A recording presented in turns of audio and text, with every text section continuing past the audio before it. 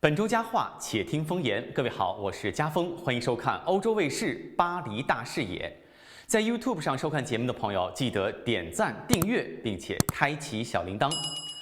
2022年的这个夏天，明显是比2021年热很多，至少4轮热浪轮番席卷法国全境，又赶上了干旱，所以呢，很多往年可以玩水的地方，2022年也都玩不成了。但是呢，在巴黎的一些夏季特有的活动依然是如约上演，很多活动是疫情之后第一轮回到公众的视野。我们一起来回味一下这份陪我们度过炎炎酷暑的节目单。首先要说到的就是塞纳河边的这个沙滩节。那平日里呢，人们散步的这个河岸啊，被铺上了沙子和躺椅，再配合露天泳池，让人们玩水晒太阳，两不误。对于那些没法到海边度假的人来说呢，也算是一个平替的方案了。今年的巴黎沙滩节于7月9号至8月21号举行，巴黎人和游客将再次享受巴黎海滩的乐趣。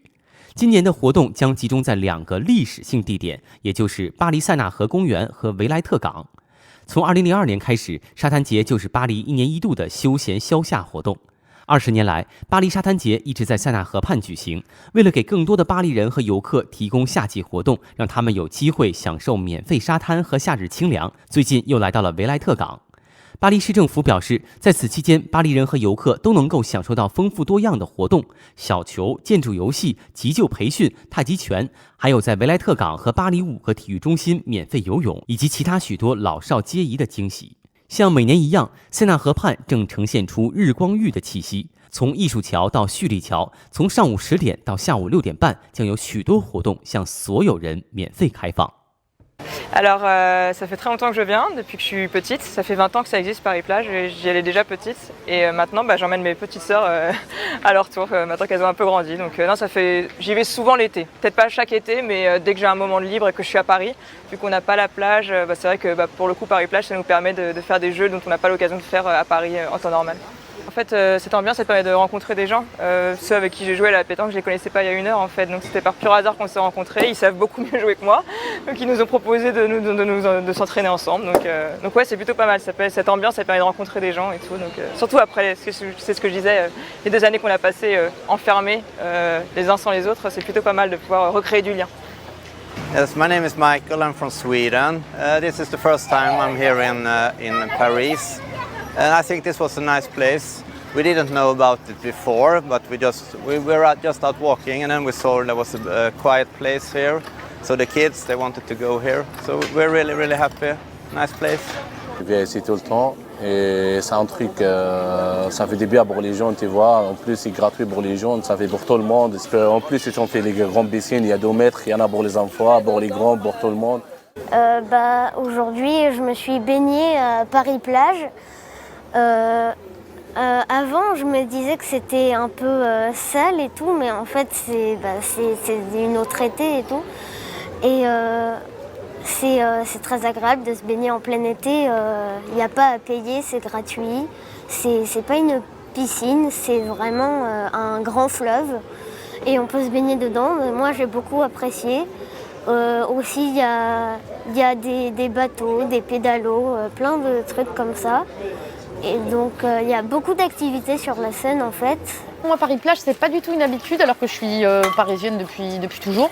Parce que justement, je voyais plus le côté qui est la Seine, le côté Saint-Michel.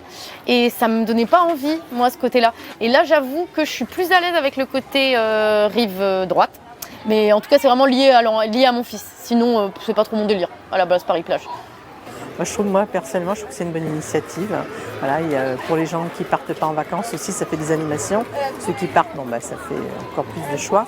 Mais surtout pour les personnes qui partent pas, je trouve que c'est pas mal. Et avec la chaleur en plus, c'est toujours bienvenu, quoi. 在塞纳河边享受过了沙滩、玩过了水之后呢，天色也差不多就暗下来了，正是到了灯光秀上演的时候。荣军院之夜大型灯光秀成为了巴黎民众和各国游客都不会错过的活动，观众可以感受光影艺术的魅力，徜徉法国历史的长河。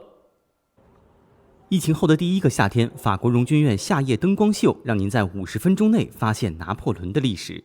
在巴黎和法国的标志性历史建筑的独特环境中，您可以重新探索这位法国皇帝的生活和他史诗般的功绩给我们留下的不可思议的遗产。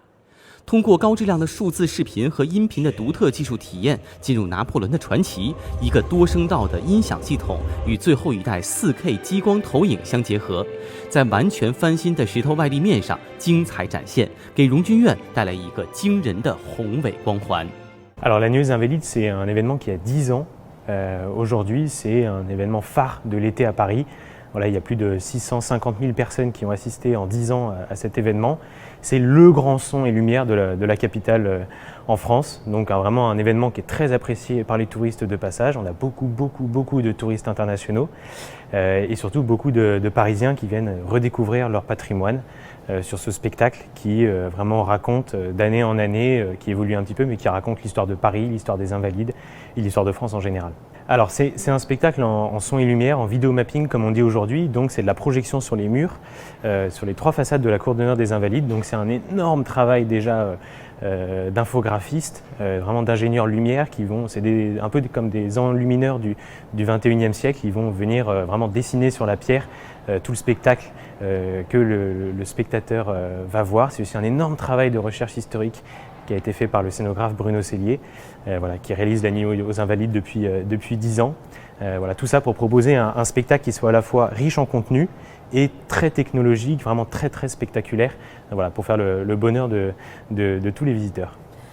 Napoléon, c'est un peu une évidence parce que déjà c'est un personnage très important ici dans ces lieux, déjà parce qu'il y est enterré hein, dans le dôme des Invalides, dans l'église du dôme des Invalides, et puis parce que Napoléon c'est sans doute le personnage historique le plus connu au monde, hein, et puis voilà, après ou devant à mon avis d'ailleurs Jésus-Christ ou Mahomet, des gens comme ça.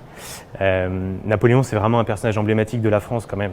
Donc effectivement c'était normal quand on fait un spectacle aux Invalides sur l'histoire de France, de faire un spectacle spécial sur Napoléon, d'autant qu'on a célébré l'année dernière les 200 ans de sa mort.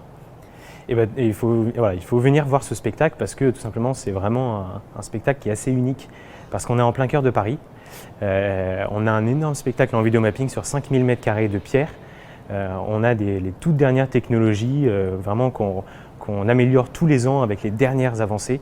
Donc vous avez un spectacle total très riche en contenu avec une belle narration qui dure 50 minutes dans un endroit qui est exceptionnel et qui vous raconte vraiment l'histoire de Napoléon mais aussi un peu l'histoire de France et l'histoire de Paris. Donc c'est vraiment un condensé de plein d'ingrédients assez incroyables en 50 minutes de spectacle.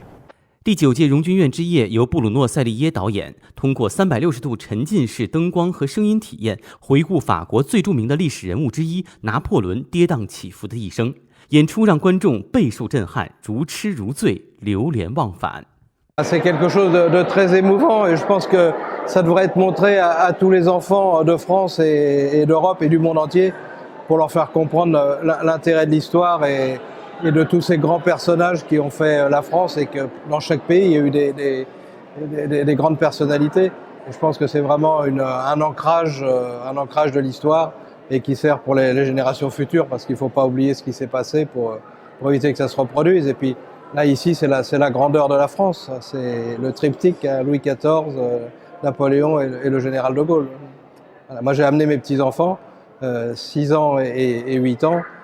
Ils sont stupéfaits et puis d'un point de vue technologique c'est absolument génial. C'est pas la première fois que je viens, on vient à peu près tous les deux ans pour voir l'évolution et selon l'histoire. It was just overwhelming. We are here for a visit in Paris for just 5 days and we heard of this event and then we booked the tickets. I'm very happy about that. Franchement, on a trouvé ce spectacle. En fait, je suis sans voix quoi. Tellement c'est fabuleux en fait, toutes ces lumières et puis surtout l'histoire. Parce qu'en fait ce monument a une riche histoire, 300 ans. Et on a parcouru en fait toute l'histoire d'il y a 300 ans jusqu'à la Seconde Guerre mondiale et franchement j'ai trouvé ça formidable quoi. J'ai pas d'autres mots. En fait, on est moi et mon épouse et notre fils, on a été éblouis en fait par toutes ces lumières, cette histoire. franchement rien à dire, super 最后要说到的是巴黎郊区的凡尔赛宫。凡尔赛宫本身也是一个非常著名的旅游景点，而到了夏天，丰富多彩、眼花缭乱的活动更是令人流连忘返。大型音乐喷泉、华丽的宫廷舞蹈，还有绚丽夺目的烟花秀，让游客应接不暇。整个夏季，从6月到9月的每个星期六晚上，凡尔赛宫都会上演2个半小时的神奇表演。您可以在美丽的花园中漫步，仿佛置身于童话般的世界。园林和喷泉装饰着成千上万盏彩灯，梦幻般的光照和美妙的装饰物随处可见。路易14时期的音乐伴随着您漫步，最后还有一场盛大的烟花秀。从中央景观看去，您将能够欣赏到灯火辉煌的雕像、树木造型和水池。当您走进花园时，您会发现皇家绿毯在巨大的火炬和舞厅园林的灯光中摇曳。在那里，您可以在千万根蜡烛的包围中一展舞姿。在镜池中，现代喷泉与廊柱园林的灯光交相辉映，水剧院雕塑喷泉的空中效果令人惊叹。